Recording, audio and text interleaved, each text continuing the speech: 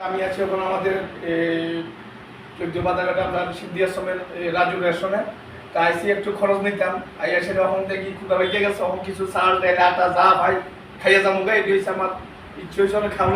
খামো আর এমনিও তো আমি সবসময় বিয়ার গিলসের ভিডিও করি কাঁচা মাছ মাংস ব্যাগ আসলা ক্যাচু সব কিছু আপনারা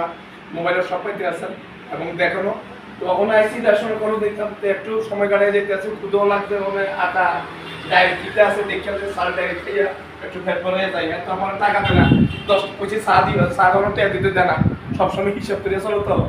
একটু চাল ডাইরেক্ট খাইয়া যাই অল্প অল্প খাইয়া দেখা বলবে তারপর স্ট্রোক করবো না একটু দেখ একটু খাই হ্যাঁ দাঁড় হয়ে গেল আর একটু সারলো নাইলে খিচুড়ি দিত না অল্প সার গেছি সার ডাইল খিচুড়ি করি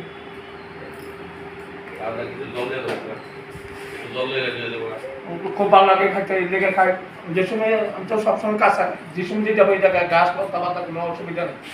সব খাই দাদু 10 টাকা বুঝছি তারা চা খাইবে লেগে দিচ্ছে না তো আমরা সার ডাল কেনা শুরু করছি কুদারা থেকে তখন হয়তো সবসময় হিসাব করে চলে